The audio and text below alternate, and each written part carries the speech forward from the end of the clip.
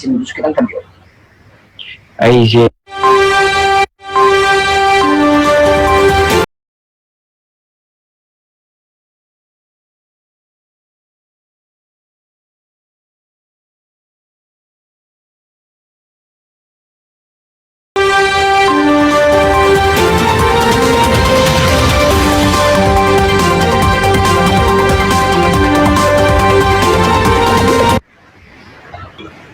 ꯑꯍꯥꯟꯕꯃꯛꯇꯗ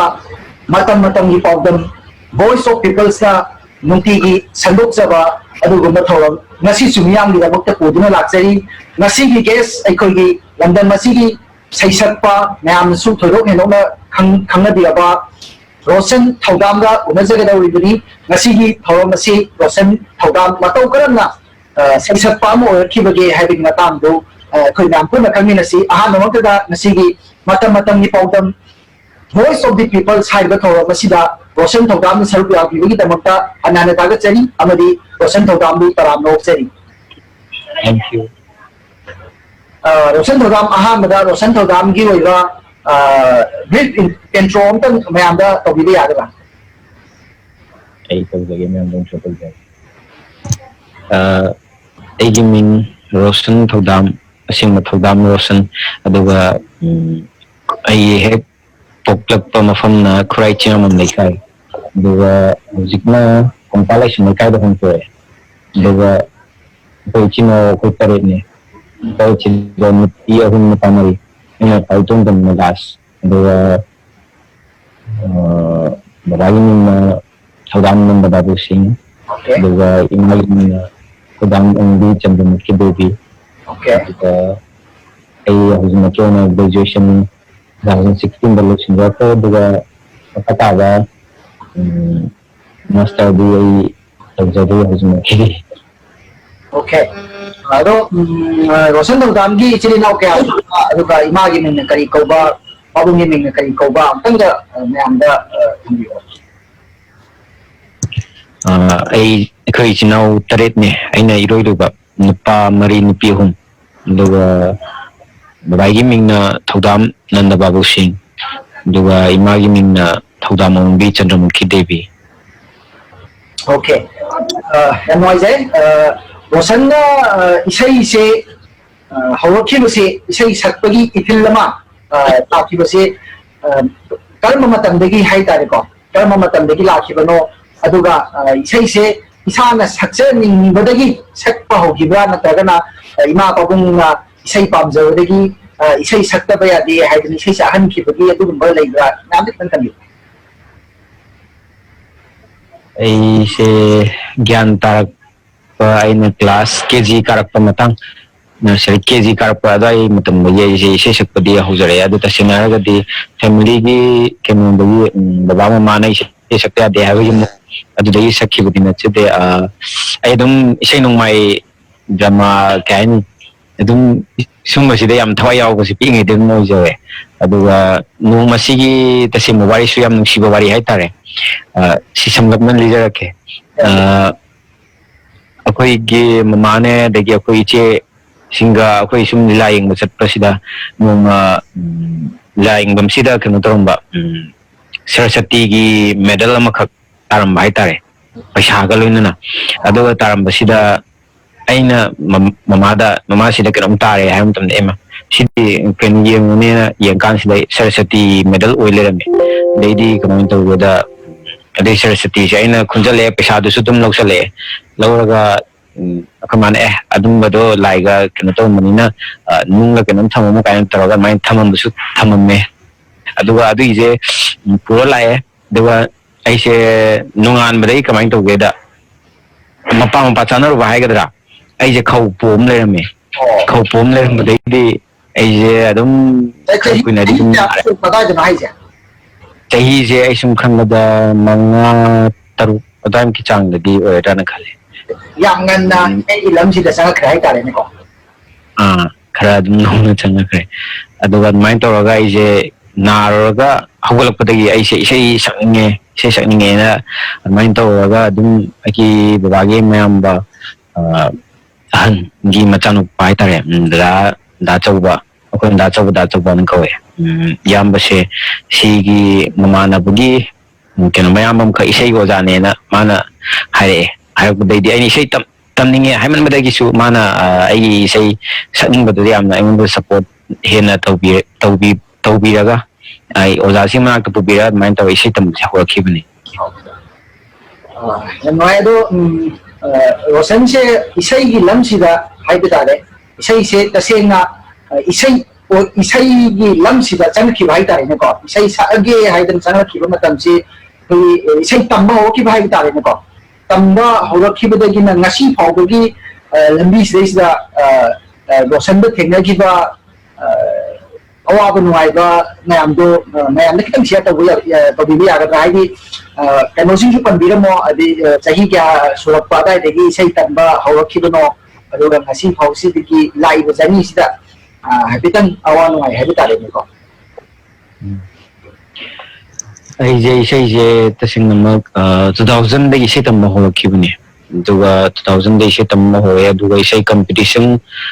ꯑꯉꯥꯡ ꯑꯣꯏꯒꯦ ꯑꯗꯨꯝ ꯑꯣꯄꯟ ꯁꯣꯡ ꯀꯝꯄꯤꯇꯤꯁꯟ ꯀꯌꯥꯗꯁꯨ ꯑꯗꯨꯝ ꯁꯔꯨꯛ ꯌꯥꯖꯔꯛꯑꯦ. ꯑꯗꯨꯝ ꯐꯥꯔꯁ ꯁꯦꯀꯦꯟ ꯑꯗꯨꯝ ꯇꯥꯔꯛꯑꯦ. ꯑꯗꯨ ꯃꯊꯛꯇ ꯑꯩꯅ ꯏꯁꯩꯁꯤ ꯇꯝꯕ ꯃꯇꯝꯗ ꯑꯋꯥ ꯅꯨꯡꯉꯥꯏ ꯍꯥꯏꯔꯒꯗꯤ ꯑꯗꯨꯝ ꯏꯁꯩꯁꯦ ꯄꯥꯝꯖꯕꯅꯤꯅ ꯊꯤꯟꯕꯤꯅꯕ ꯍꯥꯏꯕꯗꯤ ꯏꯁꯩ ꯑꯩ ꯑꯉꯥꯡ ꯑꯣꯏꯕꯅꯤ나 ꯏꯇꯣꯝꯅ ꯆꯠꯂꯒ ꯏꯁꯩ ꯇꯝꯃꯨꯕꯗꯤ ꯉꯝꯕ ꯅꯠꯇꯕꯅꯤꯅ ꯉꯝꯗ꯭ꯔꯤꯕ ꯃꯇꯥꯡ ꯑꯣꯏꯕꯅꯤꯅ ꯕꯕꯥꯒꯤ ꯑꯗꯒꯤ ꯏꯌꯥꯝꯕꯒꯤ ꯏꯃꯥꯒꯤ ꯏꯆꯦꯒꯤ ꯑꯗꯒꯤ ꯈ꯭ꯋꯥꯏ ꯃꯔꯨ ꯑꯣꯏꯅ ꯑꯩꯈꯣꯏ ꯅꯦꯅꯦ ꯑꯃꯈꯛꯁꯨ ꯂꯩꯔꯝꯃꯦ. ꯃꯥꯅ ꯐꯥꯎꯕ ꯏꯁꯩ ꯇꯝꯕꯁꯦ ꯊꯤꯟꯕꯤꯔꯛꯈꯤ. ꯑꯗꯨꯒ ꯑꯩꯈꯣꯏꯒꯤ ꯏꯌꯥꯝꯕ ꯈ꯭ꯋꯥꯏ ꯑꯍꯟ ꯏꯌꯥꯝꯕꯒꯤ ꯃꯃꯤꯡꯁꯦ ꯕꯁꯟꯇ ꯀꯧꯋꯦ. ꯊꯧꯗꯥꯝ ꯕꯁꯟꯇ ꯃꯥꯅꯁꯨ ꯑꯗꯨꯝ ꯀꯩ ꯍꯥꯏꯅꯤ ꯑꯩꯒꯤ ꯏꯁꯩ ꯇꯝꯕ ꯆꯠꯄ ꯈꯣꯠꯄꯁꯤꯗ ꯑꯗꯨꯝ ꯀꯩ ꯍꯥꯏꯅꯤ ꯁꯞꯄꯣꯔꯠ ꯇꯧꯕꯤꯔꯒ ꯑꯗꯨꯝ ꯊꯤꯟꯕ ꯈꯣꯠꯄꯁꯦ ꯃꯥꯅꯁꯨ ꯑꯅꯝꯕ ꯂꯣꯏꯅ ꯇꯧꯕꯤꯔꯛꯑꯦ. ꯑꯗꯒꯤ ꯏꯁꯩ ꯅꯝꯕ ꯈꯣꯠꯄ ꯃꯌꯥꯝ ꯇꯧꯅꯅꯕ ꯍꯥꯏꯕꯗꯤ ꯑꯗꯨꯝ ꯍꯣꯠꯅꯕ ꯃꯌꯥꯝꯗ ꯑꯗꯨꯝ ꯐꯨꯜ ꯁꯞꯄꯣꯔꯠ ꯃꯌꯥꯝ ꯑꯗꯨꯝ ꯇꯧꯕꯤꯔꯛꯑꯦ ꯍꯥꯏꯇꯥꯔꯦ ꯐꯦꯃꯤꯂꯤꯅ. ꯑꯣꯀꯦ ꯑꯗꯣ ꯔꯣꯁꯟꯁꯦ ꯏꯁꯩꯒꯤꯁꯨ ꯀ꯭ꯂꯥꯁ ꯑꯃ ꯂꯩꯗꯅ ꯀꯩꯅꯣ ꯃꯥꯏꯗꯤ ꯑꯃ ꯑꯣꯀꯦ ꯑꯗꯣ ꯁꯥꯔꯠ ꯄꯥꯔꯠ 1 ꯄꯥꯔꯠ 2 ꯀꯥꯏꯅ ꯂꯩ. ꯄꯥꯔꯠ 2ꯁꯦ ꯑꯣꯏꯗꯣꯏꯅꯦꯕ. ꯕꯤꯁꯥꯔꯠ ꯄꯥꯔꯠ 2 ꯑꯣꯏꯗꯣꯏꯅꯦꯕꯀꯣ. ꯑꯗꯣ ꯉꯁꯤ ꯐꯥꯎꯗ ꯍꯥꯏꯇꯥꯔꯦꯅꯦꯀꯣ ꯔꯣꯁꯟꯅ ꯁꯤ ꯕꯤꯁꯥꯔꯠ ꯄꯥꯔꯠ 2 ꯇꯝꯕ ꯂꯣꯏꯔꯕ ꯃꯇꯨꯡ ꯗꯒꯤꯗꯤ ꯏꯁꯩꯒꯤ ꯁ꯭ꯇꯦꯖꯇ ꯀꯩꯗ ꯁꯛꯄ ꯍꯧꯔꯛꯄ ꯍꯥꯏꯗꯤ ꯄ꯭ꯔꯣꯐꯦꯁꯅꯦꯜ ꯑꯣꯏꯅ ꯍꯥꯏꯇꯥꯔꯦꯅꯦꯀꯣ ꯄ꯭ꯔꯣꯐꯦꯁꯅꯦꯜ ꯑꯣꯏꯅ ꯏꯁꯩ ꯁꯛꯄ ꯁ꯭ꯇꯦꯖꯇꯒ ꯏꯁꯩ ꯁꯛꯄ ꯍꯧꯔꯛꯈꯤꯕꯁꯤ 2000 ꯀꯌꯥ ꯑꯗꯨꯋꯥꯏꯗꯒꯤ ꯍꯧꯔꯛꯈꯤꯕꯅꯣ ꯑꯗꯨꯒ ꯀꯔꯝꯕ ꯀꯔꯝꯕ ꯏꯁꯩꯅ ꯍꯥꯟꯅ ꯁꯛꯈꯤꯕꯒꯦ ꯍꯥꯏꯗꯤ ꯏꯁꯥꯒꯤ ꯑꯣꯏꯕ ꯏꯁꯩꯅ ꯍꯥꯟꯅ ꯍꯧꯕ꯭ꯔꯥ ꯅꯠꯇ꯭ꯔꯒꯅ ꯑꯩꯈꯣꯏꯒꯤ ꯑꯇꯣꯞꯄ ꯑꯩꯈꯣꯏꯒꯤ ꯑꯣꯖꯥ ꯒꯨꯔꯨꯁꯤꯡꯅ ꯁꯛꯄꯤꯔꯝꯕ ꯏꯁꯩꯁꯤꯡ ꯃꯇꯧ ꯇꯝꯃꯒ ꯁꯛꯄ ꯍꯥꯏꯗꯤ ꯑꯗꯨꯒꯨꯝꯕ ꯑꯣꯏꯅ ꯍꯧꯔꯛꯈꯤꯕ꯭ꯔꯥ ꯑꯗꯨꯝ ꯇꯪꯈꯥꯏ ꯇꯝꯕꯤꯌꯨ. ꯑꯩꯁꯦ ꯀꯩꯅꯣ ꯑꯩꯅ ꯐꯥꯔꯁ ꯄꯔꯐꯣꯔꯃꯦꯟꯁ ꯄꯤꯕꯁꯦ 2015 ꯑꯗꯨꯋꯥꯏꯗ ꯄꯤꯈꯤꯌꯦ. ꯑꯗꯨꯃꯥꯏꯅ 2015 ꯑꯗꯨꯗ ꯃꯣꯔꯦꯗ ꯑꯩꯁꯦ ꯇꯁꯦꯡꯅ ꯍꯥꯏꯔꯒꯗꯤ ꯏꯁꯩꯁꯦ ꯕꯤꯁꯥꯔꯠ ꯂꯣꯏꯔ ꯃꯇꯨꯡꯗ ꯑꯗꯨꯝ ꯌꯨꯝꯒꯤ ꯕꯕꯥ ꯃꯣꯏꯅ ꯂꯥꯏꯔꯤꯛꯇꯁꯨ ꯈꯔ ꯍꯣꯠꯅꯗꯕ ꯌꯥꯗꯦꯅ ꯑꯗꯨꯝ ꯈꯔ ꯃꯇꯝ ꯈꯔ ꯒꯦꯞ ꯂꯩꯅ ꯑꯗꯨꯝ ꯏꯁꯩꯁꯦ ꯈꯔ ꯂꯦꯞꯈ꯭ꯔ ꯃꯇꯨꯡꯁꯤꯗ ꯏꯁꯩꯁꯦ 2014ꯗ ꯑꯩ ꯇꯥꯅꯤꯡꯕ ꯋꯥꯍꯩ ꯍꯥꯏꯕ ꯏꯁꯩꯁꯦ ꯁꯦꯝꯖꯈꯤꯕꯅꯤ ꯑꯦꯜꯕꯝꯁꯦ. ꯑꯗꯨꯒ ꯑꯗꯨꯋꯥꯏ ꯃꯇꯝꯗꯗꯤ ꯑꯦꯜꯕꯝ ꯄꯨꯊꯣꯛꯈꯤꯗ꯭ꯔꯤ MP3 ꯈꯛꯇꯪ ꯂꯩꯔꯤꯉꯩ ꯃꯇꯥꯡꯅꯦ. ꯑꯗꯨꯒ ꯑꯗꯨꯒꯤ ꯃꯇꯨꯡꯁꯤꯗ 2015ꯗ ꯃꯣꯔꯦꯗ ꯏꯁꯩ ꯄ꯭ꯔꯣꯒ꯭ꯔꯥꯝ ꯑꯃꯈꯛ ꯇꯧꯈꯤꯌꯦ. ꯑꯩꯒꯤ ꯐ꯭ꯔꯦꯟ ꯑꯃꯈꯛꯅ ꯏꯟꯚꯥꯏꯠ ꯇꯧꯔꯒ ꯑꯩꯁꯦ ꯃꯣꯔꯦꯗ ꯆꯠꯂꯦ. ꯑꯗꯨꯒ ꯏꯁꯩꯁꯦ ꯄꯨꯟꯁꯤꯒꯤ ꯈ꯭ꯋꯥꯏꯗꯒꯤ ꯑꯍꯥꯟꯕ ꯑꯩꯒꯤ ꯑꯦꯜꯕꯝ ꯁꯣꯡ ꯅꯪꯕ ꯋꯥꯍꯩ ꯍꯥꯏꯁꯤꯁꯨ ꯁꯛꯑꯦ. ꯑꯗꯨꯒ ꯇꯁꯦꯡꯅꯃꯛ ꯃꯣꯔꯦꯒꯤ ꯁ꯭ꯀꯨꯜꯁꯦ ꯂꯩꯈꯤꯗꯕ ꯑꯣꯖꯥ ꯄꯥꯕꯨꯡ ꯄꯍꯥꯔꯤꯒꯤ ꯃꯤꯡꯗ ꯂꯤꯡꯈꯠꯈꯤꯕ ꯁ꯭ꯀꯨꯜꯅꯤ ꯍꯥꯏꯅ ꯇꯥꯏ. ꯑꯗꯣ ꯁ꯭ꯀꯨꯜꯗꯨꯗ ꯃꯣꯏꯒꯤ ꯐꯥꯎꯟꯗꯦꯁꯟ ꯗꯦꯒꯤ ꯃꯔꯨꯑꯣꯏꯅ ꯏꯁꯩ ꯇꯧꯕꯅꯦꯕ. ꯑꯗꯨ ꯏꯁꯩꯒꯤꯗꯨꯗ ꯑꯩꯅ ꯈꯨꯃꯥꯡ ꯂꯃꯟꯁꯦ ꯁꯤ ꯏꯁꯩꯁꯤꯃ ꯏꯍꯥꯟ ꯍꯥꯟꯅ ꯁꯩꯍꯧ ꯏꯁꯩ ꯑꯣꯏꯅ ꯑꯣꯏꯔꯒ ꯇꯥꯅꯤꯡꯕ ꯋꯥꯍꯩ ꯍꯥꯏꯕ ꯏꯁꯩ ꯑꯅꯤꯗꯣ ꯑꯗꯨꯃꯥꯏꯅ ꯃꯐꯝꯗꯨꯗ ꯑꯩꯅ ꯄꯔꯐꯣꯔꯝ ꯇꯧꯖꯔꯝꯈꯤ. ꯑꯣꯀꯦ ꯌꯥꯝ ꯅꯨꯡꯉꯥꯏꯖꯔꯦ. ꯑꯗꯣ ꯔꯣꯁꯟꯒꯤ ꯏꯁꯩꯒꯤ ꯄꯨꯟꯁꯤ ꯈꯣꯡꯆꯠꯁꯤꯗ ꯈ꯭ꯋꯥꯏꯗꯒꯤ ꯏꯍꯥꯟ ꯍꯥꯟꯕ ꯑꯣꯏꯅ ꯁꯛꯄ ꯍꯧꯈꯤꯕ ꯏꯁꯩ ꯍꯥꯏꯇꯥꯔꯦꯀꯣ ꯑꯩꯈꯣꯏꯒꯤ ꯂꯝꯗꯝꯁꯤꯒꯤꯗꯤ ꯈ꯭ꯋꯥꯏꯗꯒꯤ ꯏꯁꯩꯒꯤ ꯂꯥꯏꯅꯤ ꯍꯥꯏꯅ ꯈꯟꯅꯔꯤꯕ ꯄꯥꯕꯨꯡ ꯅꯣꯡꯃꯥꯏꯊꯦꯝ ꯄꯍꯥꯔꯤꯒꯤ ꯈꯣꯡꯂꯥꯡ ꯂꯃꯟ ꯍꯥꯏꯔꯤꯕ ꯏꯁꯩꯗꯣ ꯃꯇꯦꯛ ꯑꯃꯇꯪ ꯃꯌꯥꯝꯗ ꯊꯝꯕꯤꯌꯨ.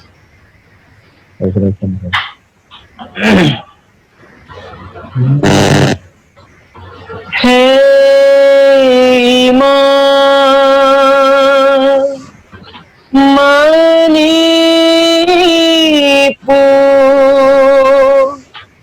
hey ma Manipur, khumlang laman singang loy nanggi minung si chawbi hey ma nauyok na ko kaujaroy nanggi minung si chawbi hey ma khumlang laman singang loy nanggi minung si chawbi hey ma Chindakaduna singchan badan patakunduna longkong badan laway koire tanglabini pura pura bini khumlang laman singam loy nanggi si chawbi hey ma. Yang fazare haiba pabung Nomaithem Pahari na sakpiramba masigi isaise sengna hajaragadi aigisu khwaidagi hena pamjaba aigi the most favorite song ni haitare ko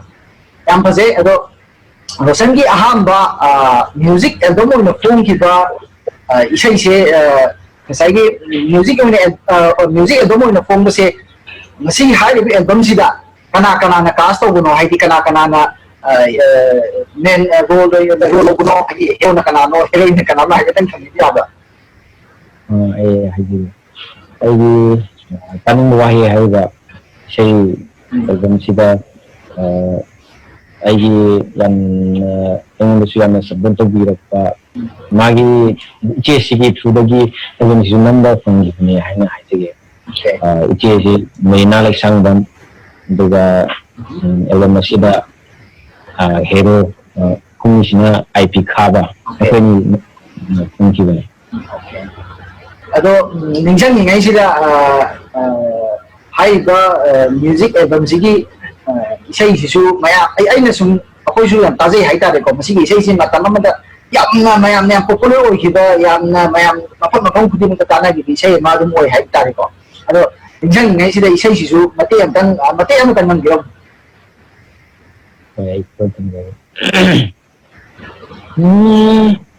Taningba wahai taba fange saramba kukse inge tanjakai bapa khandi aise oidra male o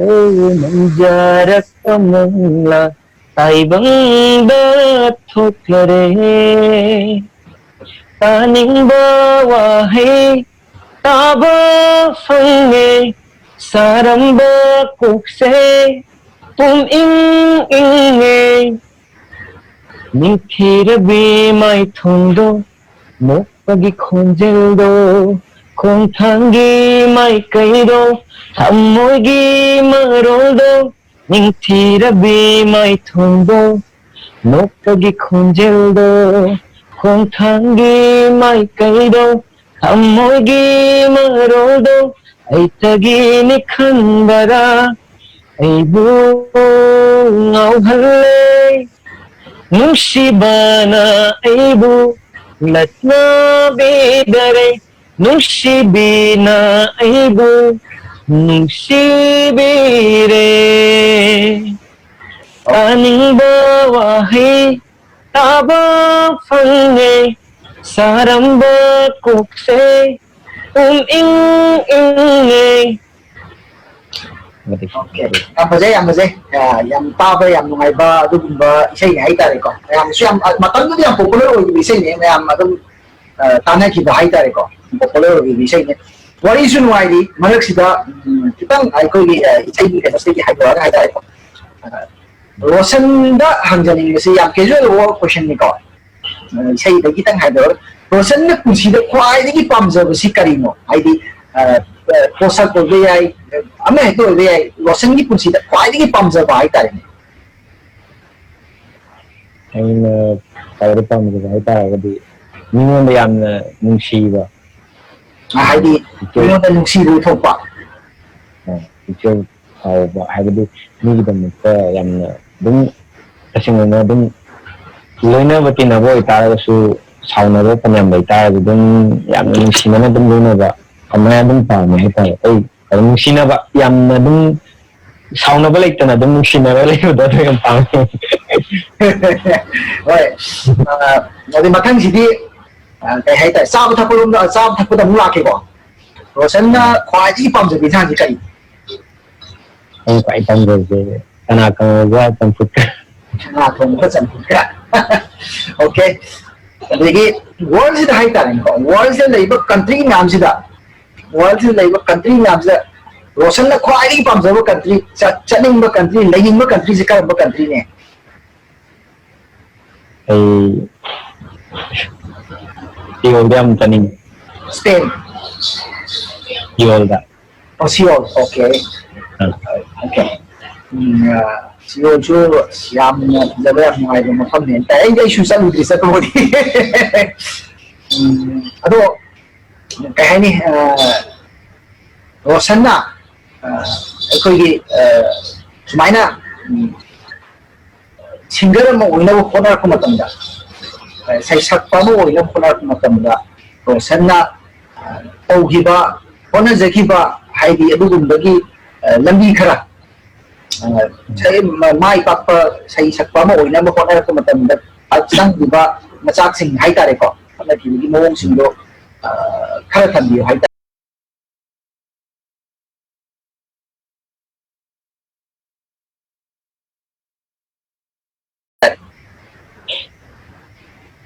ꯁꯦꯡ ꯑꯗꯨꯝ ꯑꯩ ꯋꯥꯈꯜꯗ ꯏꯁꯩ ꯁꯛꯄꯁꯦ ꯄꯥꯝꯖꯅꯁꯨ ꯑꯗꯨꯝ ꯍꯧꯔꯛꯑꯦ ꯑꯗꯨꯒ ꯑꯩꯅ ꯁꯤꯒꯤ ꯂꯝꯁꯤꯗ ꯍꯦꯟꯅ ꯃꯥꯡ ꯆꯪꯁꯤꯟꯅꯕ ꯍꯣꯠꯅꯔꯛꯄꯗ ꯁꯨꯃꯥꯏꯅ ꯊꯦꯡꯅꯔꯛꯄ ꯍꯥꯏꯔꯒꯗꯤ ꯏꯁꯩ ꯇꯝꯕ ꯆꯠꯄ ꯈꯣꯠꯄ ꯃꯌꯥꯝꯗꯁꯨ ꯐꯦꯃꯤꯂꯤꯅ ꯁꯞꯄꯣꯔꯠ ꯇꯧꯕ ꯍꯥꯏꯕꯗꯨꯃ ꯂꯩꯖꯔꯦ ꯑꯗꯨꯒꯤ ꯃꯊꯛꯇ ꯏꯁꯥꯅꯁꯨ ꯑꯃꯨꯛ ꯀꯟꯅ ꯍꯣꯠꯅꯕ ꯌꯨꯝꯗ ꯄ꯭ꯔꯦꯛꯇꯤꯁ ꯇꯧꯕ ꯁꯤꯃꯁꯨ ꯌꯥꯝ ꯊꯤꯅ ꯗꯔꯀꯥꯔꯅꯤ ꯍꯥꯏꯖꯅꯤꯡꯉꯤ ꯑꯗꯨꯒ ꯏꯁꯩ ꯑꯣꯖꯥꯒꯤ ꯃꯅꯥꯛꯇ ꯆꯠꯂꯒ ꯏꯁꯩ ꯑꯣꯖꯥꯗ ꯈꯛꯇꯅ ꯏꯁꯩ ꯏꯁꯥꯅ ꯍꯩꯔꯛꯀꯅꯤ ꯍꯥꯏꯕ ꯑꯩꯗꯤ ꯑꯗꯨꯃꯥꯏꯅ ꯈꯟꯖꯔꯦ ꯑꯣꯖꯥꯅ ꯇꯥꯛꯂꯛꯄꯁꯤꯡꯗꯣ ꯑꯃꯨꯛ ꯌꯨꯝꯗ ꯌꯧꯔꯒ ꯑꯃꯨꯛ ꯑꯩꯈꯣꯏꯅ ꯑꯣꯖꯥꯅ ꯉꯁꯥꯏ ꯑꯩꯈꯣꯏꯅ ꯇꯝꯕꯤꯔꯛꯏꯕ ꯃꯌꯥꯝꯗꯣ ꯑꯃꯨꯛ ꯑꯩꯈꯣꯏꯅ ꯌꯨꯝꯗ ꯍꯜꯂꯛꯑꯒ ꯑꯃꯨꯛ ꯄ꯭ꯔꯦꯛꯇꯤꯁ ꯇꯧꯕ ꯈꯣꯠꯄ ꯍꯜꯂꯛꯑꯒꯕꯨꯗꯤ ꯌꯥꯝꯅꯗꯤ ꯋꯥꯏꯀꯣ ꯁꯦꯡꯅ ꯍꯥꯏꯔꯒꯗꯤ ꯈꯅꯥꯎꯅ ꯁꯛꯂꯛꯀꯗꯧꯅꯤ ꯈꯣꯡꯖꯦꯜ ꯍꯛꯆꯥꯡ ꯍꯥꯏꯕꯗꯤ ꯏꯅꯔꯖꯤ ꯌꯥꯎꯗ꯭ꯔꯒꯗꯤ ꯊꯕꯛ ꯈꯨꯗꯤꯡꯃꯛꯇꯁꯨ ꯌꯥꯎꯔ ꯇꯁꯦꯡꯅ ꯏꯁꯩ ꯁꯛꯄꯁꯤꯗꯒꯤ ꯏꯅꯔꯖꯤ ꯌꯥꯎꯗ꯭ꯔꯒꯗꯤ ꯁꯨꯃꯥꯏꯅ ꯑꯗꯨꯅ ꯑꯁꯦꯡꯕ ꯉꯥꯏꯍꯥꯛ ꯔꯦꯁ ꯇꯧꯔꯅꯤ ꯑꯗꯨꯒ ꯏꯁꯩꯁꯦ ꯑꯃꯨꯛ ꯄ꯭ꯔꯦꯛꯇꯤꯁ ꯇꯧꯕ ꯈꯣꯠꯄ ꯑꯗꯒꯤ ꯑꯩꯒꯤ ꯏꯌꯥꯝꯕ ꯑꯍꯟꯒꯤ ꯑꯁꯤꯅ ꯑꯩꯈꯣꯏꯒꯤ ꯁꯣꯐꯥꯗꯒ ꯊꯤꯜꯂꯒ ꯏꯁꯩꯒꯁꯦ ꯑꯗꯨꯝ ꯑꯩꯉꯣꯟꯗ ꯅꯝꯗꯅ ꯑꯗꯨꯝ ꯍꯥꯏꯕꯗꯤ ꯋꯥꯔꯁꯨ ꯄꯥꯝꯖꯕꯗꯨꯃꯒ ꯍꯦꯟꯖꯟꯕꯒ ꯑꯗꯒꯤ ꯏꯌꯥꯝꯕꯗꯨꯅꯁꯨ ꯑꯃꯨꯛ ꯁꯞꯄꯣꯔꯠ ꯇꯧꯔꯛꯄꯒꯤ ꯃꯑꯣꯡ ꯃꯇꯧꯗꯨꯒ ꯑꯗꯨꯒ ꯑꯅꯤꯗꯨꯒ ꯄꯨꯟꯈ꯭ꯔꯒ ꯑꯗꯨꯝ ꯌꯨꯝꯗ ꯍꯜꯂꯛꯑꯒ ꯑꯃꯨꯛ ꯏꯁꯩ ꯑꯃꯨꯛ ꯁꯛꯄ ꯑꯗꯒꯤ ꯅꯣꯡꯉꯥꯜꯂꯒꯁꯨ ꯑꯩꯈꯣꯏꯒꯤ ꯂꯩꯀꯥꯏꯗ ꯁꯦꯡꯅ ꯍꯥꯏꯔꯒꯗꯤ ꯑꯩꯅ ꯑꯩꯉꯣꯟꯗ ꯏꯁꯩ ꯁꯛꯄꯁꯤꯅ ꯃꯣꯏꯒꯤ ꯌꯥꯈꯥꯏꯔꯣꯅꯦꯅ ꯑꯗꯨꯝ ꯃꯌꯥꯝ ꯍꯥꯏꯌꯦ ꯑꯗꯨꯒ ꯑꯗꯨꯝꯕ ꯃꯌꯥꯝ ꯁꯨꯃꯥꯏꯅ ꯍꯣꯠꯅꯖꯔꯛꯄ ꯃꯌꯥꯝꯗꯣ ꯑꯗꯒꯤ ꯏꯁꯩ ꯁꯛꯄ ꯈꯛꯇꯅ ꯏꯁꯩ ꯁꯛꯄꯅꯦꯅ ꯁꯨꯃꯥꯏꯅ ꯑꯗꯨꯝ ꯑꯣꯖꯥꯒꯤ ꯃꯅꯥꯛꯇ ꯆꯠꯂꯒ ꯑꯗꯨꯝ ꯏꯁꯩ ꯑꯣꯖꯥꯅ ꯇꯥꯛꯂꯛꯄ ꯈꯔ ꯈꯛꯇꯪ ꯇꯝꯃꯒ ꯂꯩꯕꯗꯨꯅꯁꯨ ꯏꯁꯩꯒꯤ ꯂꯝꯁꯤꯗ ꯍꯦꯟꯅ ꯃꯥꯡ ꯆꯥꯎꯁꯤꯟꯅꯕꯗꯗꯤ ꯉꯝꯃꯣꯏ ꯍꯥꯏꯖꯅꯤꯡꯉꯤ ꯏꯁꯥꯅ ꯀꯔꯤ ꯀꯔꯤ ꯂꯩꯔꯤꯒꯦ ꯑꯍꯦꯟꯕ ꯑꯣꯖꯥꯅ ꯇꯥꯛꯄꯁꯤ ꯅꯠꯇ꯭ꯔꯒꯁꯨ ꯌꯨꯇ꯭ꯌꯨꯕ ꯆꯦꯅꯦꯜ ꯍꯧꯖꯤꯛꯇꯤ ꯌꯥꯝꯅ ꯑꯦꯗꯚꯥꯟꯇꯦꯖ ꯑꯣꯏꯔꯦ ꯌꯨꯇ꯭ꯌꯨꯕ ꯆꯦꯅꯦꯜꯗ ꯑꯗꯨꯝ ꯑꯩꯅ ꯁꯛꯅꯤꯡꯕ ꯏꯁꯩ ꯈꯨꯗꯤꯡꯃꯛꯁꯦ ꯑꯗꯨꯝ ꯑꯅꯝꯕꯅ ꯂꯣꯏꯅ ꯁꯛꯆꯕ ꯊꯤꯕ ꯃꯇꯝꯗ ꯑꯗꯨꯝ ꯐꯪꯉꯦ ꯑꯗꯨꯗꯒꯤꯁꯨ ꯑꯩꯈꯣꯏꯅ ꯂꯧꯁꯤꯟꯕ ꯌꯥꯕ ꯀꯩꯒꯨꯝꯕ ꯈꯔ ꯑꯗꯨꯝ ꯂꯧꯁꯤꯜꯂꯦ ꯍꯥꯏꯖ ꯇꯥꯔꯦ ꯑꯗꯨꯒ ꯍꯦꯟꯅ ꯏꯁꯥꯅ ꯊꯋꯥꯏ ꯌꯥꯎꯁꯟꯕ ꯑꯗꯨꯒ ꯍꯣꯠꯅꯕ ꯀꯟꯕ ꯑꯃ ꯃꯊꯧ ꯇꯥꯏ ꯍꯥꯏꯕꯁꯤꯃ ꯔꯣꯁꯟꯅ ꯇꯥꯛꯄꯤꯔꯦꯀꯣ ꯑꯗꯨꯒ ꯋꯥꯔꯤꯁꯤ ꯃꯈꯥ ꯆꯠꯊꯔꯛꯄꯗ ꯔꯣꯁꯟꯒꯤ ꯑꯍꯥꯟꯕ ꯇꯥꯅꯤꯡꯕ ꯋꯥꯍꯩꯁꯤ ꯃ꯭ꯌꯨꯖꯤꯛ ꯑꯦꯜꯕꯝꯁꯤ ꯄꯨꯊꯣꯛꯈ꯭ꯔꯕ ꯃꯇꯨꯡ ꯑꯅꯤꯁꯨꯕ ꯃ꯭ꯌꯨꯖꯤꯛ ꯑꯦꯜꯕꯝꯁꯤ ꯀꯔꯤ ꯃ꯭ꯌꯨꯖꯤꯛ ꯑꯦꯜꯕꯝꯅꯣ ꯑꯗꯨꯒ ꯀꯔꯝꯕ ꯆꯍꯤꯗ ꯄꯨꯊꯣꯛꯄꯅꯣ ꯑꯦꯜꯕꯝꯁꯦ ꯑꯁꯨꯝ ꯈꯟꯕꯗ ꯁꯦꯀꯦꯟ ꯄ꯭ꯔꯗꯛꯁꯟꯁꯦ ꯏꯌꯥꯝꯕ ꯑꯃꯈꯛ ꯅꯕꯆꯟꯗ꯭ꯔ ꯂꯥꯏꯁ꯭ꯔꯝꯅ ꯃꯥꯒꯤ ꯑꯦꯛꯋꯥ ꯐꯤꯜꯝ ꯄ꯭ꯔꯗꯛꯁꯟꯅ ꯃꯈꯥꯗ ꯈꯪꯍꯧꯗꯕꯒꯤ ꯄꯨꯟꯁꯤꯗꯅ ꯏꯆꯦ ꯃꯔꯤꯅꯥꯒ ꯗꯗꯥ ꯔꯦꯗꯤꯟ ꯃꯦꯅꯟ ꯌꯨꯅꯥꯝꯒ ꯃꯈꯣꯏꯅꯤ ꯄꯨꯟꯅꯒ ꯏꯁꯩ ꯄꯨꯊꯣꯛꯈꯤ ꯑꯗꯨꯒ ꯆꯍꯤꯁꯦ ꯇꯥꯅꯤꯡꯕ ꯋꯥꯍꯩ ꯄꯨꯊꯣꯛꯈ꯭ꯔꯕ ꯃꯇꯨꯡꯁꯤꯗ ꯑꯗꯨꯝ ꯏꯀꯥꯟ ꯀꯥꯟꯅꯗꯅ ꯑꯗꯨꯝ ꯄꯨꯊꯣꯛꯈ꯭ꯔꯦ ꯏꯁꯩꯁꯤ ꯃꯈꯥꯗ ꯑꯗꯨꯝ ꯍꯧꯖꯤꯛ ꯐꯥꯎꯕꯗ ꯍꯥꯏꯇꯥꯔꯦꯀꯣ ꯔꯣꯁꯟꯒꯤ ꯑꯍꯥꯟꯕ ꯑꯦꯜꯕꯝ ꯄꯨꯊꯣꯛꯈ꯭ꯔꯕ ꯃꯇꯨꯡ ꯍꯥꯏꯇꯥꯔꯦ ꯄꯨꯊꯣꯛꯈꯤꯕꯗ ꯑꯍꯥꯟꯕ ꯑꯦꯜꯕꯝꯁꯤꯒꯤ ꯃꯇꯨꯡ ꯇꯥꯔꯛꯄ ꯍꯥꯏꯇꯥꯔꯦꯀꯣ ꯄꯨꯟꯅ ꯑꯍꯥꯟꯕ ꯑꯦꯜꯕꯝꯁꯤ ꯊꯥꯔꯒ ꯍꯧꯖꯤꯛ ꯐꯥꯎꯕ ꯔꯣꯁꯟꯒꯤ ꯑꯦꯜꯕꯝ ꯀꯌꯥꯃꯨꯛꯇꯤ ꯄꯨꯊꯣꯛꯈ꯭ꯔꯦ ꯑꯗꯨꯒ ꯄꯨꯟꯅ ꯏꯁꯩ ꯀꯌా ꯄꯨꯊꯣꯛꯀꯗꯧꯕ ꯂꯩꯔꯤ ꯑꯗꯨꯒ ꯍꯧꯖꯤꯛ ꯅꯝꯃꯤꯕ ꯂꯩꯔꯤꯕ ꯑꯁꯤꯒꯨꯝꯕꯁꯨ ꯍꯥꯏꯐꯦꯠꯇꯪ ꯊꯝꯕꯤꯌꯨ ꯑꯩ ꯏꯁꯩꯁꯦ ꯌꯥꯝ ꯊꯣꯛꯄꯗ ꯏꯁꯩ 14 ꯑꯗꯨꯋꯥꯏꯃꯨꯛꯇꯤ ꯄꯨꯊꯣꯛꯆꯈ꯭ꯔꯦ ꯑꯗꯨꯒ ꯍꯧꯖꯤꯛ ꯔꯤꯂꯤꯁ ꯇꯧꯗꯕ ꯃꯌꯥꯝꯁꯨ ꯂꯩꯔꯤ ꯔꯤꯂꯤꯁ ꯇꯧꯈꯤꯕꯗ ꯑꯦꯜꯕꯝꯗ 8 ꯑꯗꯨꯋꯥꯏꯃꯨꯛ ꯑꯣꯏꯌꯦ ꯑꯗꯨꯒ ꯍꯧꯖꯤꯛ ꯔꯤꯂꯤꯁ ꯇꯧꯗꯕꯤꯗ MP3 ꯑꯣꯏꯅ ꯂꯩꯕꯁꯨ ꯑꯗꯨꯝ ꯂꯩꯔꯤ ꯚꯤꯗꯤꯑꯣ ꯅꯝꯗꯕꯤꯗ ꯑꯗꯨꯁꯨ ꯃꯊꯪ ꯃꯊꯪ ꯑꯗꯨꯝ ꯅꯝꯅꯅꯕ ꯁꯦꯝ ꯁꯥꯖꯔꯤ ꯑꯗꯨꯒ ꯍꯧꯖꯤꯛ ꯏꯀꯨꯏ ꯀꯨꯏꯗꯅ ꯊꯥꯗꯣꯔꯛꯀꯗꯧꯕ ꯏꯁꯩꯗ ꯀꯩꯅꯣ ꯅꯣꯡꯗꯝꯕꯅ ꯑꯩ ꯏꯌꯥꯝꯕ ꯔꯣꯃꯦꯟ ꯊꯣꯛꯆꯣꯝꯒ ꯑꯩꯈꯣꯏꯅꯤ ꯗꯨꯋꯦꯠ ꯁꯛꯄꯅꯦ ꯁꯦꯠ ꯁꯣꯡꯅꯦ ꯃ꯭ꯌꯨꯖꯤꯛꯅ ꯕꯕꯁꯅꯥ ꯀꯪꯂꯥꯅ ꯄꯤꯕꯤꯕ ꯏꯁꯩꯁꯦ ꯚꯤꯗꯤꯑꯣ ꯀꯝꯄ꯭ꯂꯤꯠ ꯑꯣꯏꯔꯦ ꯍꯧꯖꯤꯛ ꯏꯗꯤꯇꯤꯡ ꯑꯗꯣ ꯍꯧꯖꯤꯛ ꯏꯁꯩ ꯃꯌꯥꯝꯗ ꯊꯥꯗꯣꯛꯅꯕ ꯍꯧꯖꯤक ꯁꯦꯝ ꯁꯥꯖꯔꯤ ꯑꯗꯨꯒ ꯑꯗꯨ ꯃꯈꯥ ꯇꯥꯕꯁꯨ ꯃꯌꯥꯝ ꯁꯦꯠ ꯁꯣꯡꯗꯁꯨ 2 ꯂꯩꯔꯤ ꯑꯗꯒꯤ ꯗꯥꯇꯣꯅꯤꯗꯁꯨ ꯔꯣꯃꯥꯟꯇꯤꯛ ꯁꯣꯡ ꯑꯗꯨꯝ ꯑꯗꯣ ꯉꯁꯥꯏꯒꯤ ꯇꯥꯅꯤꯡꯕ ꯋꯥꯍꯩꯒꯤ ꯃꯇꯨꯡꯗ ꯄꯨꯊꯣꯛꯈꯤꯕ ꯏꯁꯩꯁꯤꯡꯁꯦ ꯍꯥꯏꯇꯥꯔꯦꯀꯣ ꯃꯃꯤꯡ ꯈꯔ ꯄꯟꯕꯤꯕ ꯌꯥꯕ ꯅꯤꯡꯁꯤꯡꯉꯒꯗꯤ ꯀꯔꯤ ꯀꯔꯤ ꯄꯨꯊꯣꯛꯈ꯭ꯔꯒꯦ ꯍꯥꯏꯕꯗꯣ ꯇꯥꯅꯤꯡꯕ ꯋꯥꯍꯩ ꯍꯥꯏꯔꯤꯕ ꯏꯁꯩꯁꯤꯒꯤ ꯃꯇꯨꯡꯗ ꯈꯪꯍꯧꯗ ꯑꯩꯒꯤ ꯄꯨꯟꯁꯤꯗ ꯑꯗꯒꯤ ꯃꯊꯪꯗ ꯈꯥꯡꯂꯤꯕꯅꯤ ꯅꯪꯒꯤ ꯇꯥꯏꯕꯪꯒꯤ ꯇꯣꯞꯄ ꯇꯥꯈꯤꯕ ꯏꯁꯩ ꯑꯗꯒꯤ ꯃꯊꯪꯗ ꯅꯨꯡꯁꯤ ꯃꯇꯧꯗ ꯑꯗꯒꯤ ꯃꯊꯪꯗ ꯃꯇꯝ ꯅꯨꯡꯁꯨ ꯑꯗꯒꯤ ꯂꯦꯇꯦꯁꯇ ꯍꯥꯏꯔꯒꯗꯤ ꯃꯇꯝ ꯅꯨꯡꯁꯨꯒ ꯃꯣꯝꯕꯤ ꯑꯥꯏ ꯂꯚ ꯌꯨꯒ ꯏꯁꯩ ꯑꯅꯤꯁꯤꯅ ꯂꯦꯇꯦꯁ ꯃꯣꯝꯕꯤ ꯑꯥꯏ ꯂꯚ ꯌꯨꯗꯤ ꯁꯣꯃꯥꯅ ꯀꯨꯝꯕꯗꯣ ꯐꯤꯂꯝꯗ ꯀꯧꯕ꯭ꯔꯥ ꯀꯩꯅꯣ ꯇꯧꯗꯥꯏ ꯏꯁꯩꯗꯣ ꯋꯥꯔꯤꯁꯨ ꯅꯨꯡꯉꯥꯏꯔꯤꯀꯣ ꯋꯥꯔꯤꯁꯨ ꯅꯨꯡꯉꯥꯏꯔꯤ ꯚꯤꯌꯨꯋꯔꯁꯤꯡꯁꯨ ꯋꯥꯔꯤ ꯁꯨꯝ ꯁꯥꯟꯅ ꯂꯩꯕꯁꯤꯁꯨ ꯚꯤꯌꯨꯋꯔꯁꯨ ꯀꯩ ꯍꯥꯏꯅꯤ ꯃꯣꯏꯁꯤ ꯁꯤꯡꯒꯔ ꯀꯧꯔꯒ ꯁꯤꯡꯒꯔꯒ ꯋꯥꯔꯤ ꯁꯥꯟꯅꯩ ꯏꯁꯩ ꯁꯨꯡꯁꯛ ꯁꯛꯍꯟꯗꯦꯅ ꯍꯥꯏꯔꯅꯤ ꯑꯗꯨꯅ ꯉꯁꯥꯏꯒꯤ ꯀꯩꯅꯣꯗ ꯃꯃꯤ ꯇꯥꯏꯕꯪꯗ ꯇꯣꯞ ꯇꯥꯈꯤꯕ ꯏꯁꯩꯗꯣ ꯑꯗꯨ ꯑꯝꯇꯪ ꯃꯇꯦꯛ ꯑꯃꯇ ꯅꯝꯕꯤꯌꯨ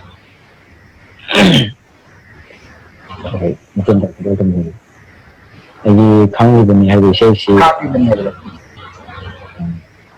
ꯗꯥ ꯕꯤꯁꯣꯞ ꯆꯥꯟꯗꯝꯅ ꯃ꯭ꯌꯨꯖꯤꯛ ꯗꯤꯔꯦꯛꯁꯟ ꯄꯤꯕꯤꯕꯅꯤ ꯑꯗꯨꯒ ꯃꯌꯦꯛꯅ NG ꯑꯅꯤꯜ ꯃꯩꯇꯩ ꯋꯥꯡꯖꯤꯡꯗꯒꯤ ꯌꯥꯟꯕ ꯃꯍꯥꯛꯅ ꯀꯩꯅꯣ ꯇꯧꯕ ꯏꯕꯤꯕꯅꯤ ꯑꯗꯨꯒ ꯑꯦꯜꯕꯝꯁꯤꯗꯅ ꯗ ꯄꯥꯏꯂꯣꯠ ꯄ꯭ꯔꯤꯟꯁ ꯑꯗꯨꯒ ꯗ ꯃꯦꯛꯁ ꯑꯗꯒꯤ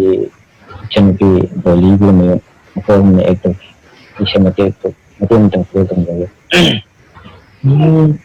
ꯈꯪꯂꯤꯕꯅꯤ ꯅꯨꯡꯁꯤꯕꯤ ꯃꯩꯆꯥꯛꯁꯦ ꯋꯥꯗꯕ ꯁꯥꯗꯨꯅ ꯊꯃꯣꯏꯁꯤꯗ ꯅꯪꯕꯨ ꯅꯨꯡꯁꯤꯔꯝꯗꯕ ꯐꯪꯂꯝꯂꯣꯏꯁꯨ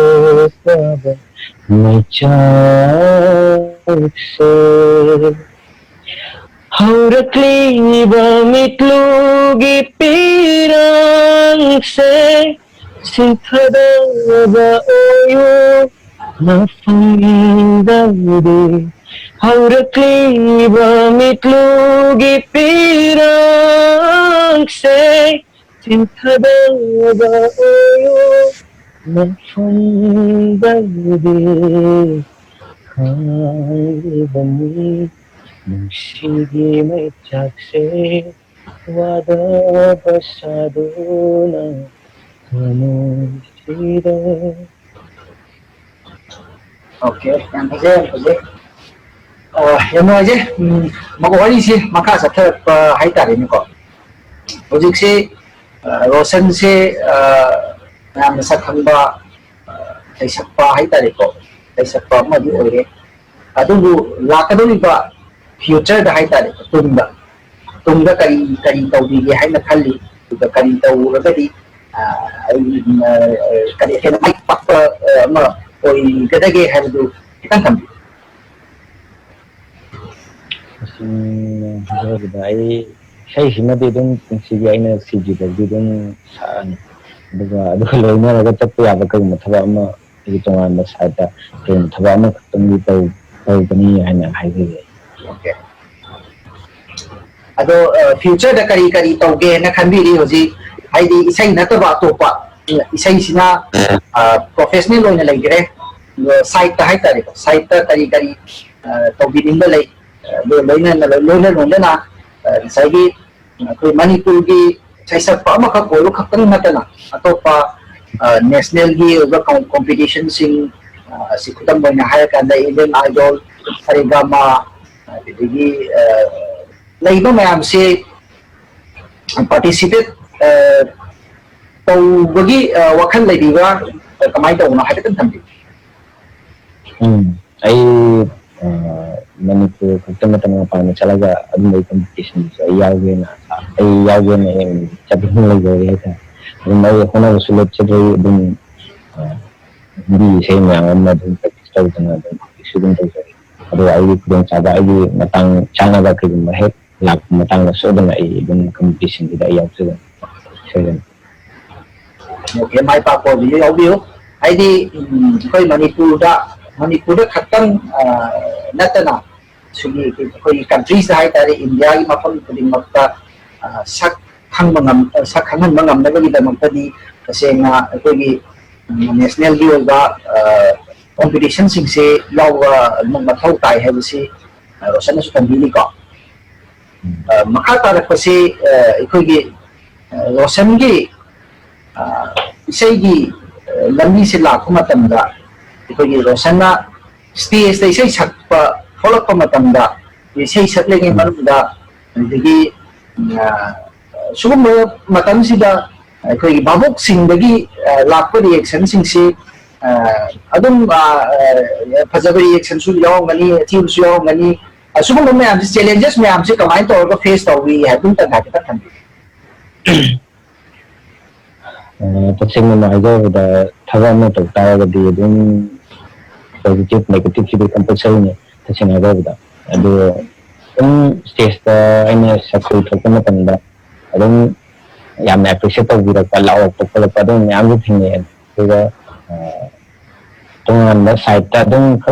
mo program ma sin ta ga de dun lang da dun mayam gi entertainment program obani na adum law select pa mo nang anong lo hai pa se dun sidi dun sa dun ta ne age adum mo na hari sing dun ko dun harawa dun lausan jay sing na ga di ko da artist ne ko dun sibili ga dun ko matan sang mayam siwa to dun aduna mayam da kun tina ma siya ba na ti ko di mayam gi dun siwa to lan fala dun na adum ba kaya tina na ko su de phajna na ko su kono ma sila na mag digest to ga kun ga kada apaba sing dun lausan ni da pataba hadi ako na ta ba ni ma ta mayam sing na ta su ko na dun site ta ko na to ta ado nang tawa dun ay dun tawi ay tare ado tayo ne koi masagi Manipur da hojik Manipur gi matam isay gi mai dakse kari oi haina lowe yai masi hen chopala I haina lowe ya bra aduga kitang nem thare haina lowe ya bra rosan gi wakalo da kari haina lai masi hojik Manipur da matam isay gi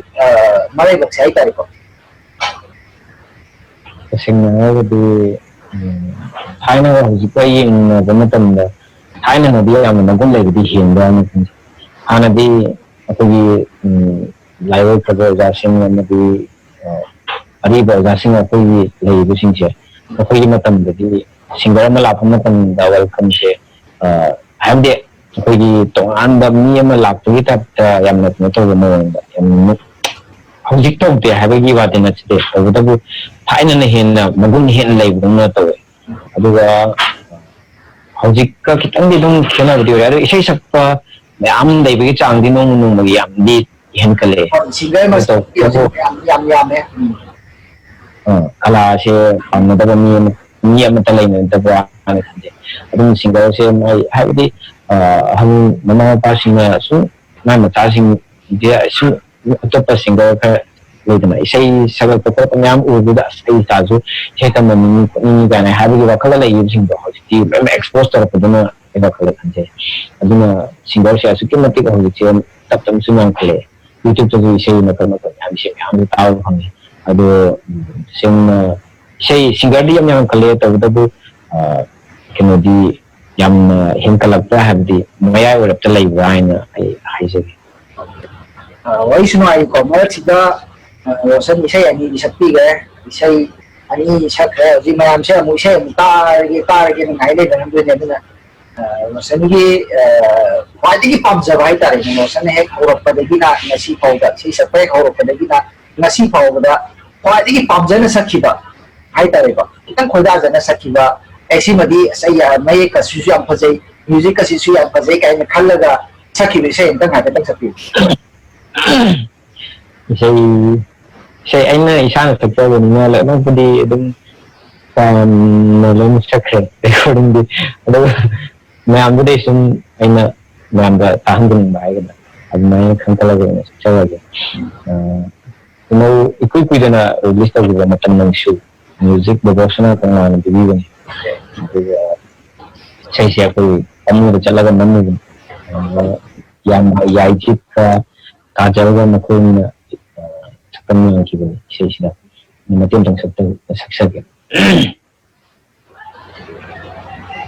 matang suto tharo korong supantaro mungsibina inata fammingai matang suto tharo korong supantaro mungsibina inata fammingai piviu sangago tanjago injahoge mitsi penaida tajkhige nungsi wahai do Kenal dikit okay siapa saya isai lah dos madu isai tu madu tab ya tab dari sudah mana tab dari wari saya kau ingat mana sih hai tadi ni kau hujik sih kau malam pun COVID-19 nama mau ya kan dah kau lockdown lagi di sini nama mau itu nah kau dalam Manipur tangai vaksin tu su dalam ham kita nama mau ya kan dah hilang kuding maki tabak amata su banumba amadi ya ada dengan lepas lagi kesini nama mau kan dah isai isu saya siapa sini dah mak tahaya gadi tasnya isai isu harus pilih isai isu lepas hai tadi kau isai program yang mama lepas itu hujik sih kamai tu orang yunda macam leli hai tadi kau yang numai ber kena dinat hai di si saya siapa tu magi tahu kamu fokus tu tahu sini lepas lagi si yang numai dinat itu hujik tahu tu ya ada ni na masih masuk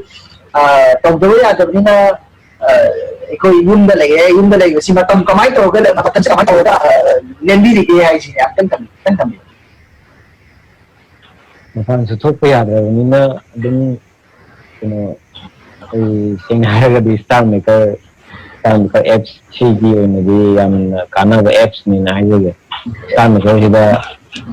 dum lockdown hack ho to lagi star maker sudah ada ho ada ho sudah ꯅꯣꯡꯃꯒꯤ ꯁ꯭ꯇꯥꯔꯃꯤꯛꯇ ꯆꯪꯉꯝꯗ꯭ꯔꯒꯗꯤ ꯆꯥꯛ ꯆꯥꯕ ꯈꯣꯠꯄꯗꯤ ꯌꯥꯗꯦ ꯑꯗꯨꯝ ꯁ꯭ꯇꯥꯔꯃꯤꯛꯇ ꯑꯗꯨꯝ 24 hour ꯄꯥꯏꯔꯦ ꯍꯥꯏꯕꯒꯤ ꯃꯑꯣꯡꯅꯤ ꯑꯩꯅ ꯇꯧꯔꯤꯁꯦ ꯅꯣꯡꯃꯗ ꯆꯥꯛ ꯆꯥꯕꯒꯤ ꯃꯇꯝ ꯏꯁꯇꯥꯔ ꯃꯦꯀꯔꯗ ꯅꯣꯡꯃꯗ ꯏꯁꯩ ꯀꯌꯥꯃꯨꯛꯀꯗꯤ ꯁꯛꯏ? ꯁ꯭ꯇꯥꯔꯃꯤꯛꯇ ꯅꯣꯡꯃꯗ ꯏꯁꯩ ꯌꯥꯝꯗ꯭ꯔꯕꯗ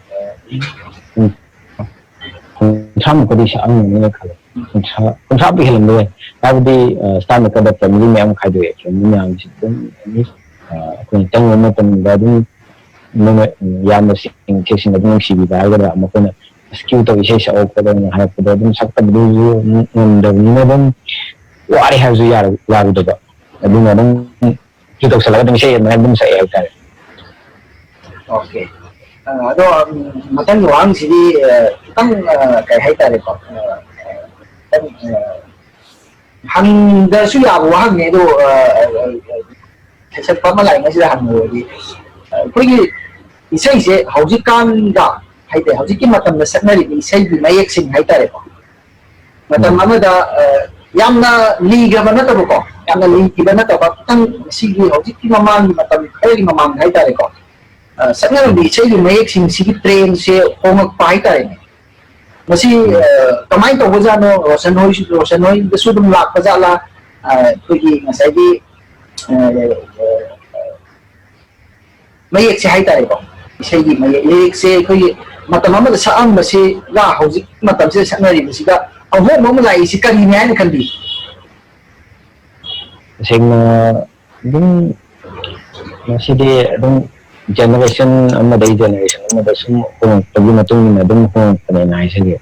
aduga sei hojika thaina habida koi hojik laiba stage dai kitang listen giba aduga sum yengna matam kitang dum khena budu habidi hojik sina mu haini muga si dong haidoga mayam su taba ninga dona lagna re haita do thaina gi na apagi praman panthi yam sinaraga manungda lotchalaga munggiba wahan thokchana masam thudum kino tawunba understand tawunba haidorba wahaise eta platform tabida manungdagi lairaga thokugumba admayam tawe sengaragadi daw kabaga jing sapon istem yam sum saga yingba da hojikadi yam chine khenare ado Roshanna okay habidi ya do dum matam ahong munna mayam dum sida dum loina dum tat tabya da dum tatthani matam gi train sida kha suchat pa mo sida kalai mathangda hangdo hangsi agi kun kai haitare Roshan da haitare ni ko Roshan na sei sumsawa ko padai nga si ho sida Roshan da su hai ba su mo mayek sing se lak matam da mayek sing lak matam Roshan mayek se adum pira padum sakra na lagana mayek haipet yengaga lobi ba kamai taw mayek se habadi art kilam sida pamuba ko bunina ano ba mayek i mayam yam sing yaw sing dum mayam ma thingare bunina abda ko na isai pam si ga chamana na ko ju isai to iraga mayam ta han pam ga gi wa khulon do leiraga laknina ko na mo gi sei mayek se je tawdi ka hen to jade abu sei mayek se amona si rei se mayek se tang sempa pelaga natra si matang si hapsan jira aduna mayam tanaraga ko amaga ko pe tonaraga dum sei se dingan me haitare haji okay ado wari si su ngai ri ade wari si mar that nai ta sai amaga mutang sakti de amo ngai hiwa me am so tang yang dami na kan okay law yang si ba romance ki yang romantic ko sai gale den ka sakti mo the set song dona set song ki any ham pam the voice in law so aring chadum bising tin ko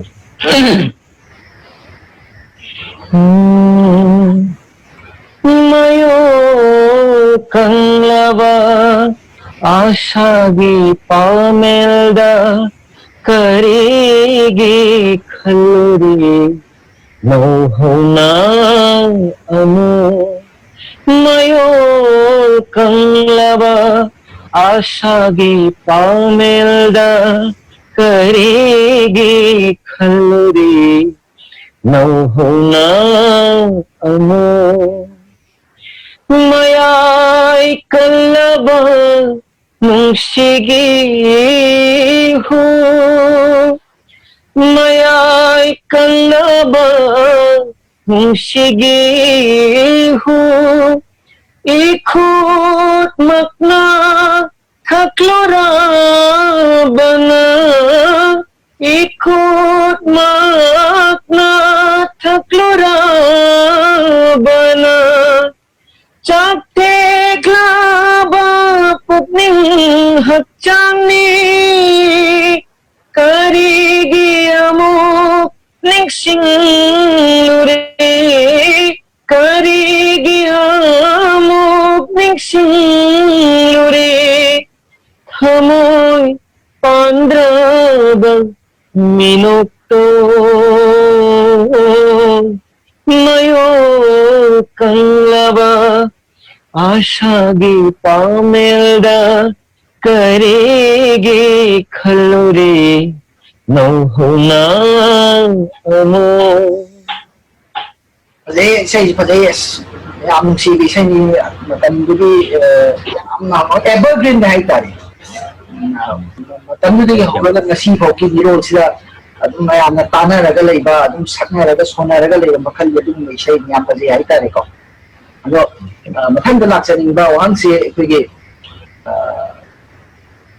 kari hai ni, kuigi, Roshan si, kuigi, lakatan mo future sila haitari ko. Practical future sida ꯑꯩꯈꯣꯏꯒꯤ ꯍꯧꯒꯠꯂꯛꯂꯤꯕ ꯍꯧꯖꯤꯛ ꯅꯧꯅ ꯍꯧꯒꯠꯂꯛꯏꯕ ꯔꯣꯁꯟꯒꯤ ꯃꯇꯨꯡꯗ ꯂꯥꯛꯀꯗꯧꯔꯤꯕ ꯁꯩꯁꯛꯄ ꯑꯣꯏꯔꯛꯀꯗꯧꯔꯤꯕ ꯁꯤꯒꯨꯝꯕ ꯅꯧꯅ ꯇꯝꯈꯠꯂꯛꯂꯤꯕ ꯃꯍꯩꯔꯣꯏꯁꯤꯡ ꯍꯥꯏꯇꯥꯔꯦꯀꯣ ꯁꯤꯗꯩꯁꯤꯗ ꯔꯣꯁꯟꯒꯤ ꯑꯣꯏꯕ ꯀꯔꯤ ꯋꯥꯈꯜꯂꯣꯟ ꯊꯝꯕꯤꯅꯤꯡꯉꯤ ꯃꯈꯣꯏꯗ ꯀꯔꯤ ꯇꯧꯔꯒꯗꯤ ꯍꯦꯟꯅ ꯃꯥꯏ ꯄꯥꯛꯀꯅꯤ ꯀꯥꯏꯅ ꯍꯥꯏꯕꯒꯤ ꯑꯗꯨꯒꯨꯝꯕ ꯋꯥꯈꯜ ꯍꯧꯔꯛꯏꯕ ꯑꯩꯒꯤ next habit generation da tholak kadariba chilno sing ainin bawa harati se pamena bakhalda laaga se tamba horani se tamba ho taragadi mai pak na ba honabda level me am thada bi bitare tv riyas to se sinmadi yang darkar ne hajere duga akuna isai jibi lamsi sang taragadi mina phadyam ngang ba habidi hojik matam je trol gi matam ne yam kino su sakning bado haitraga su hoi mayam da thokning bana hen bana ni se kan anta thingbangan de adino isai anyam soir su dum sakning ba habdu gi inu tuni hen malak na mayam da dum hamju youtube ta isai yam thole yam phajade habu ba dino chebe adino ku amaga hen na phajar kadaw no gi amu wakhal sun leijabai tai aduna adum mapung phalaga hena mapung phalaga mayam da khudol tambirao aduga isai nitigi isai raga lepigani aduga ogaji masak khangbiba dagi equipment timanga su tum phana tabiba dagi ni ngangai gola da apuna halaga kunna ba photo adum dagi rado lakna thabiga adum penthokpa haibasi da lunaga artist madi artist hagalam sida di penthokpa haibasi yaudragadi tasingna kunto mai pa oi haino khanje thaba khudi mak di penthokpa haisi yaudragadi mai pa tabu isai desu penthokpa ni ngang pa haisi tina ngang en ai mut handa ri isai sa aro na lei ta di na pam tari balam chang to jo ra kai pano ni atun dum mayam tina ngang ta ai hona ko haibagi isagi em na dum thambiraga hona biraga kana hona dum dum hona leiba isai mayam gi matum ko do tam e phangba mayam si smai dum su dum tam phang kani hana ai pai si thamjari masima yamna tangai fada haitare ko mai tam khala le bismi isai khakta natana ato pa hiram sinda haitare kumna maksta khoi yamna discipline leiba yamna kathok ngamba aduga nasi yamna darkar le haibising su sangai khoi kan ngam jare mathang jaina hanjen si Roshan si no mada kung kaya gadi last of the si pung kaya lagi na kaya bawa ayub ka na pung kaya tawban bang orang din na kaya tawa ka tang ꯑꯩꯁꯦ ꯍꯥꯟꯅꯗꯤ ꯑꯌꯨꯛ ꯍꯧꯒꯠꯂꯛꯑꯒ ꯄꯨꯡ ꯑꯃ ꯃꯈꯥꯏ ꯑꯅꯤꯃꯨꯛꯀꯤ ꯆꯥꯡꯁꯦ ꯑꯗꯨꯝ harmonium ꯄꯥꯏꯔꯒ ꯑꯗꯨꯝ ꯏꯁꯩ ꯁꯛꯑꯦꯅ ꯂꯥꯛꯇꯅ ꯏꯁꯩ ꯑꯗꯨꯝ ꯁꯛꯅꯤꯡꯕ ꯁꯛꯑꯒ ꯑꯗꯨꯝ ꯔꯤꯌꯥꯁꯁꯦ ꯑꯗꯨꯝ ꯇꯧꯋꯦ ꯑꯗꯣ ꯍꯧꯖꯤꯛꯇꯤ ꯂꯣꯛꯗꯥꯎꯟ ꯍꯦꯛ ꯇꯧꯈꯤꯕꯗꯒꯤ ꯑꯗꯨꯝ ꯔꯤꯌꯥꯁꯁꯦ 24 ꯑꯋꯥꯔ ꯇꯧꯕ ꯂꯩꯔꯦ ꯍꯥꯏꯕꯒ ꯆꯞ ꯃꯥꯟꯅꯩ ꯍꯥꯏꯅꯤꯡꯉꯦ ꯍꯥꯏꯇꯥꯔꯦ ꯑꯗꯨꯝ ꯍꯧꯖꯤꯛꯀꯤ ꯑꯣꯏꯅꯗꯤ ꯔꯤꯌꯥꯁꯁꯦ 24 ꯑꯋꯥꯔ ꯑꯗꯨꯝ ꯁꯛꯑ ꯂꯩꯔꯕꯅꯤꯅ ꯁꯤ ꯔꯤꯌꯥꯁ ꯃꯈꯜ ꯑꯃꯅꯤ ꯁꯨꯃꯥꯏꯅ ꯇꯧꯋꯦ ꯑꯗꯨꯒ ꯇꯁꯦꯡꯅ ꯃꯃꯥꯡꯗ ꯑꯩꯅ ꯏꯁꯩ ꯋꯥꯏꯔꯝꯕꯁꯤꯗꯤ ꯑꯌꯨꯛꯇ ꯄꯨꯡ 2 ꯆꯥꯎꯔꯥꯛꯅ ꯄꯥꯔꯒ ꯄꯨꯡ 2ꯃꯨꯛ ꯁꯛꯑꯦ ꯑꯗꯒꯤ ꯅꯨꯡꯗꯥꯡꯋꯥꯏꯔꯝꯗ ꯄꯨꯡ 2 ꯑꯗꯨꯃꯥꯏꯅ ꯇꯧꯔꯒ ꯑꯗꯨꯝ ꯔꯤꯌꯥꯁ ꯇꯧꯖꯩ ꯑꯩꯁꯨ ꯌꯥꯝ ꯅꯨꯡꯉꯥꯏꯔꯤ ꯃꯔꯛꯁꯤꯗ ꯔꯣꯁꯟꯅ ꯁꯛꯄ ꯑꯇꯣꯞꯄ ꯏꯁꯩ ꯃꯇꯦꯛ ꯑꯃꯇꯪ ꯑꯃꯨꯛ ꯇꯥꯁꯤ ꯔꯣꯁꯟꯅ ꯁꯛꯈꯤꯕ ꯁ꯭ꯇꯦꯖꯇ ꯀꯩꯗ ꯁꯛꯈꯤꯕ ꯌꯥꯝ ꯄꯣꯄꯨꯂꯔ ꯑꯣꯏꯈꯤꯕ ꯂꯩꯗꯅꯀꯣ ꯍꯥꯏꯐꯦꯠ ꯑꯩꯅ ꯌꯥꯝꯅ ꯀꯔꯤ ꯍꯥꯏꯅꯤ ꯋꯥꯈꯜ ꯌꯥꯝ ꯅꯨꯡꯉꯥꯏꯅ ꯁꯛꯈꯤꯕ ꯑꯗꯨꯒꯨꯝꯕ ꯏꯁꯩꯒ ꯂꯩꯕꯤꯔꯗꯤ ꯃꯇꯦꯛ ꯑꯃꯇꯪ ꯑꯣꯀꯦ ꯔꯣꯁꯟꯒꯤ ꯑꯣꯏꯕ ꯏꯁꯥꯒꯤ ꯑꯣꯏꯕ ꯑꯩ ꯏꯁꯥꯒꯤ ꯑꯣꯏꯕ ꯏꯁꯩꯗ ꯑꯗꯨ ꯇꯥꯔꯗꯤ ꯍꯟꯗꯛꯀꯤ ꯑꯩ ꯏꯁꯩ ꯌꯥꯝ ꯅꯧꯅ ꯈꯣꯡꯗꯥꯖꯔꯛꯂꯤꯕ ꯍꯥꯏꯇꯥꯔꯦ ꯑꯉꯥꯡꯁꯦ ꯔꯤꯌꯥꯡꯀꯥ ꯏꯆꯟꯅꯨꯄꯤꯁꯦ ꯃꯥ ꯏꯁꯩꯗꯤ ꯃꯁꯥꯃꯛ ꯏꯁꯩ ꯁꯨꯛꯇꯝ ꯇꯝꯗꯅ ꯑꯩꯒꯤ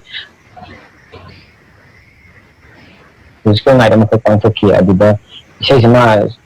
ꯏꯁꯩ ꯔꯦꯀꯣꯔꯗꯤꯡ ꯇꯧꯗ꯭ꯔꯤꯉꯩꯗ ꯗꯥꯇꯣꯅꯤ ꯑꯍꯩꯕꯟꯅ स्केच ओना पिरक पाई तारे म्यूजिक के पगन सेम लो जुमेदा औतब आई नाइट टू दस अंगांग दे पुंग द थबा पिबना मासे स्टेज परफॉर्मेंस अमत बोलक्त्री बोलक्ता दुदा सम आई कने म्यूजिक नाइट टू दा मादी कने अंबो परफॉर्म तोता दुदा सम आई दुदा कोन तागलावा परफॉर्म तमना बना माइ तोदा अंगांग से सपन गिबने इसेदो आई नाइट टू दा याम कायना ꯀꯥꯏꯅ ꯐꯖꯕꯗꯤ ꯂꯩꯈꯤꯗ꯭ꯔꯦ ꯑꯗꯨꯒꯤ ꯃꯇꯨꯡꯗ ꯔꯦꯀꯣꯔꯗꯤꯡ ꯇꯧꯔꯝꯗꯥꯏꯗ ꯑꯉꯥꯡꯁꯦ ꯐꯖꯅ ꯗꯥꯏꯖꯦꯁ ꯇꯧꯔ ꯃꯇꯨꯡꯗ ꯏꯁꯩꯒꯤ ꯔꯦꯀꯣꯔꯗꯤꯡ ꯇꯧꯈ꯭ꯔꯦ ꯑꯗꯨ ꯏꯁꯩꯗꯣ ꯃꯌꯥꯝꯅꯁꯨ ꯑꯗꯨꯝ ꯍꯧꯖꯤꯛ ꯄꯥꯝꯅ ꯑꯗꯨꯝ ꯇꯥꯕꯤ ꯍꯥꯏꯇꯥꯔꯦ ꯑꯗꯣ ꯃꯇꯦꯡ ꯑꯃꯇꯪ ꯈꯨꯗꯣꯜ ꯇꯝꯖꯒꯦ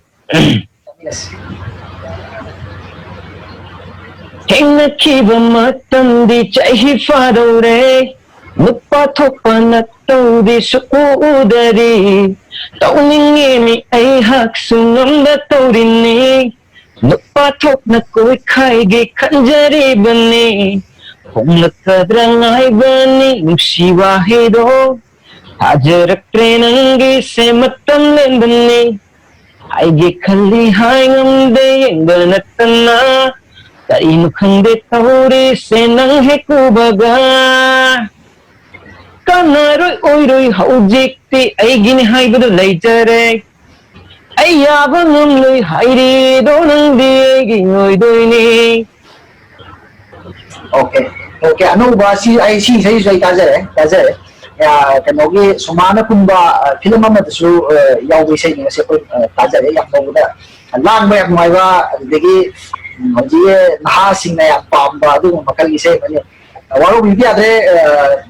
रोशन न सकपै सही न तव हाइ तारे को रोशन गी कनो से अꯩꯅ ꯁꯨꯝ ꯇꯥꯖꯕꯗ ꯔꯣꯁꯟꯖꯤ ꯊꯥꯏꯅꯒꯤ ꯑꯩꯈꯣꯏꯒꯤ ꯁꯩꯁꯛꯄ ꯑꯔꯤꯕ ꯄꯥꯕꯨꯡ ꯁꯥꯝꯂꯥ ꯑꯅꯤꯁꯤꯃꯛꯇ ꯑꯃ ꯑꯣꯏꯔꯝ ꯇꯥꯔꯦꯀꯣ ꯑꯩꯒꯤ ꯄꯨꯟꯁꯤ ꯅꯪꯒ ꯀꯔꯤ ꯊꯣꯛꯅꯩ ꯍꯥꯏꯅ ꯇꯧꯕ ꯏꯁꯩꯗꯣ ꯄꯥꯕꯨꯡ ꯁꯥꯝ ꯑꯣꯏꯔ ꯃꯥꯜꯂꯦ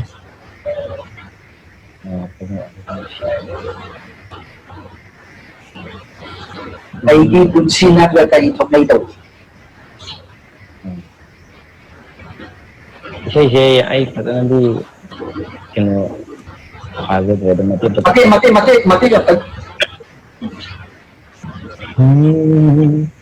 ꯑꯩꯒꯤ ꯄꯨꯟꯁꯤ ꯅꯪꯒ ꯀꯔꯤ ꯊꯣꯛꯅꯩ ꯑꯩꯒ ꯍꯨꯟꯗꯣꯛꯀꯦ ꯉꯝꯗꯦ ꯄꯨꯕ ꯋꯥꯔꯦ